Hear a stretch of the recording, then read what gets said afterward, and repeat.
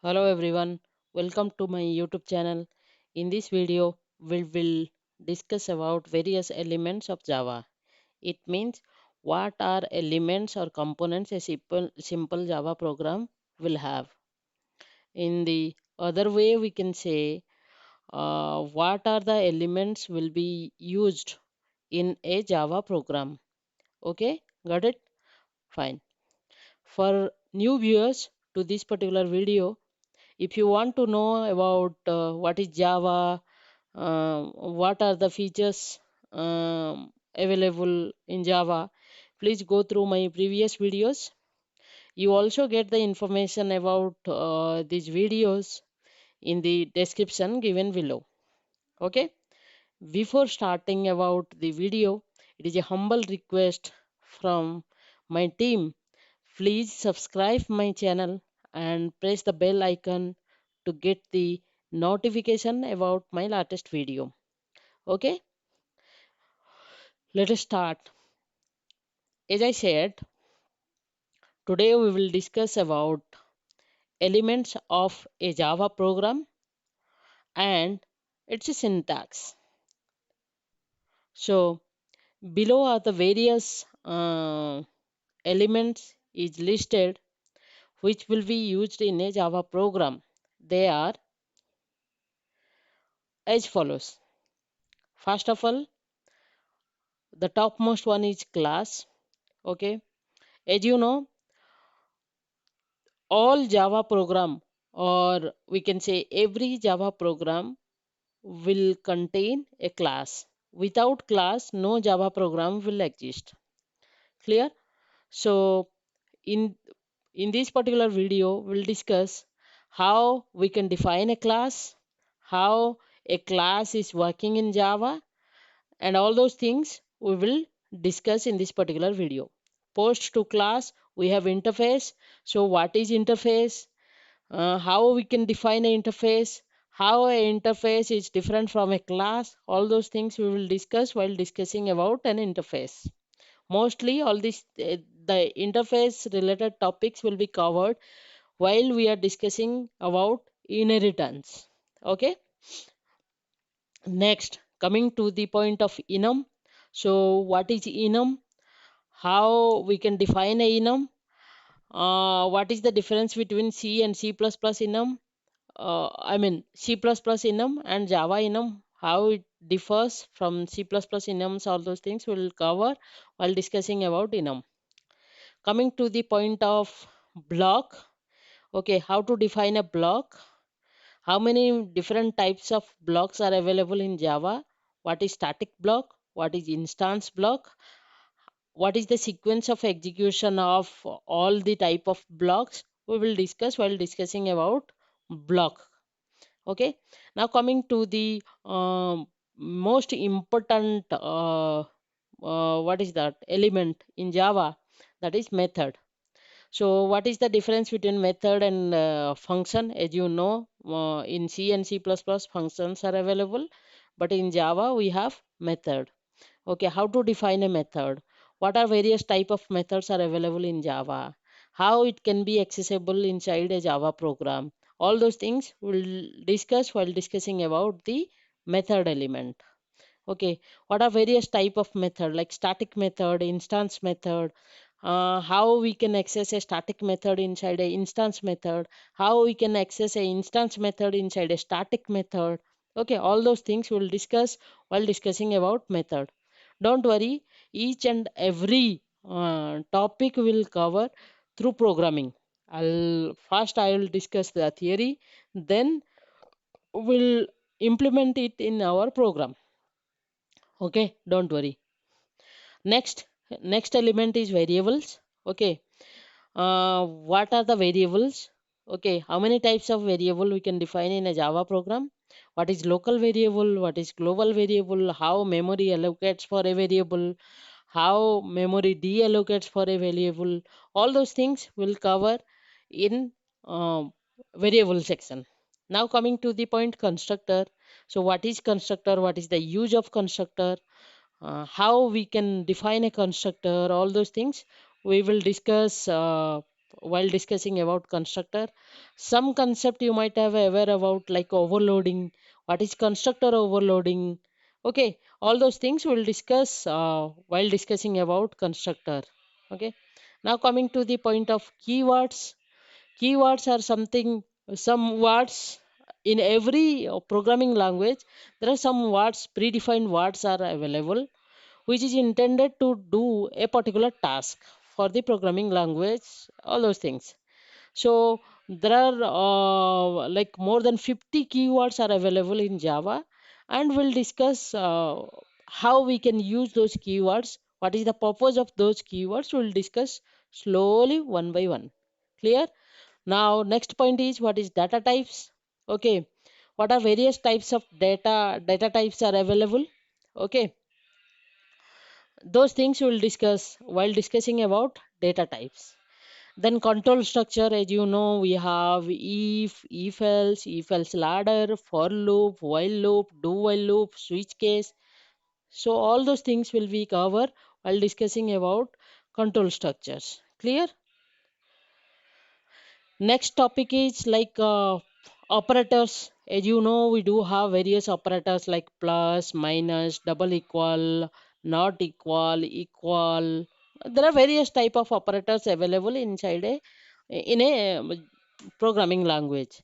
So how exactly it works on what are various type of operators, how many operands are required, what is operator precedences, all those things we'll discuss while discussing about control structure. Clear? Okay. Slowly, one by one, every what is that? Your doubt will be covered. Fine. Now let us come to the class. How we can define a class? Clear? See, syntax to define a particular Java class. Side by side, I'll show you in a text editor as well. Okay, so this is my text editor, my friend. Okay, so using this, we'll see. Clear? Huh. So how to define a class? Syntax for defining a Java class. Clear? As you can see, we have like first one is aim. What is aim? Aim is access modifiers. Okay. So what are the various access modifiers? Like we have public, private, protected, default.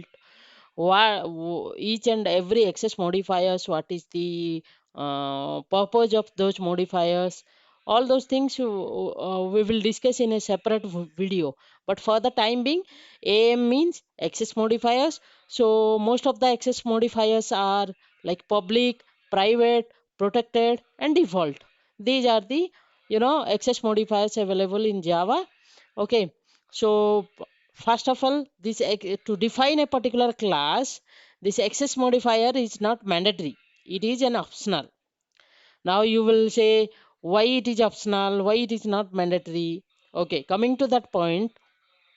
Okay, let us understand in this way. Okay, we have a class. I want to define a class which is which will be accessible outside my package structure. In that case, we need to choose a particular, what is that? Particular access modifier. Let us say my class is not going to be accessible outside my package structure. So no need to mention any particular access modifier. For that, default modifier will be working for that. So in some cases optional, in some cases it is mandatory. Okay, so you understand which particular case it is optional, which particular case it is mandatory. So in that case, we have to use access modifier, right? The mandatory one is keyword. What is that keyword? The class keyword. You are going to define a class, means you have to use the keyword class. Clear? So then what is, you are going to define a class, right? uh, then you have to provide the name for that particular class. You can provide any name, right? But there is some rule, like camel case rule is there, you have to follow to define a class. Okay, for the time being any name you can give. Okay, any alphabet, any what is that, numeric number, whatever it is, you can use for the time being. Camel case related rule will discuss further. Fine. So the name of the class is mandatory. Then what is extends keyword? Okay, what is extends keyword? Let us say you are going to define a class, and your class have a parent class. You are going to define a child class of a parent.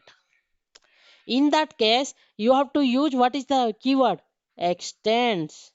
Let us say you are going to define a class and the class is the parent class one. So no need to mention the extends keyword. That is the reason extends is here optional. If you are defining a child class, yes, you have to use extends keyword. If you are going to define a parent class, okay, there is no more parent from your class, or there is no more parent of your class. So in that case, you don't need to use extends keyword, right? Okay, if you are using extends keyword, then you have to mention the parent class name. What is the name of your parent? You have to mention. Okay, then what is that? The implements keyword. Okay, let us say you are defining a particular class. For your class, some rules already predefined in an interface, and you are going to implement, you are going to provide implementation for that. Okay, so in that case, you must have to implement that interface so that whatever the rules and regulation has been defined in that particular interface, rule and regulation is nothing but some methods will be available, some properties or variables will be available. So those things you want to use in your particular class. You need to provide you need to provide implementation of that particular methods which are available in interface. In that case, you have to implement those interface. So as you are going to implement the interface, you need to mention the interface name. If you are going to implement multiple interface, then more than one interfaces will be separated by comma. Clear? So if you are not implementing an interface, then implements keyword is optional. If you are going to implement some interface, then implements keyword is mandatory. And what is that? One by one interfaces. If you are going to use multiple interfaces, one more than one interfaces will be separated by comma. Clear? So this is the syntax. If you closely mark at the example, how my syntax has been, okay, coded in Java, so those things is below the example I have mentioned. Okay, then as you said, we have open curly brace, close curly brace. Clearly, if you can see here, what is that? Access modifier. So I have used public. The mandatory keyword, what is that? Class. I have mentioned class. Name of the class is mandatory. So my class name is what? Analog calculator. My class analog calculator is the child class of computer calculator. So I have used extends keyword, and my parent, I have mentioned the parent class to my particular class, that is computer calculator. Okay, then my class is going to implement some of the behaviors of the interface. So in that case, what I am using implements keyword, and I am implementing only one interface, that is calculator. If there is more than one interface, you can closely see to this editor, I do have calculator and calculator 2. Two interfaces are available. And as you can see the example, I can define some variables inside my class. I can define some constructor inside my class. I can define some methods inside my class. I also can define some blocks and all other things. Whatever I want to use, I can use over here. Clear, friends? Thanks for watching this video. We'll continue the further topic related to elements of Java. The previous one is, I mean, the next topic we will discuss about an interface. How can define an interface? Okay, and in further, the most important point over here, The basic thing we have to know, we must have to know is how to define a method, how to define variable, how to define constructors, and slowly definitely you will get to know what are the keywords you are using in your daily programming. Clear?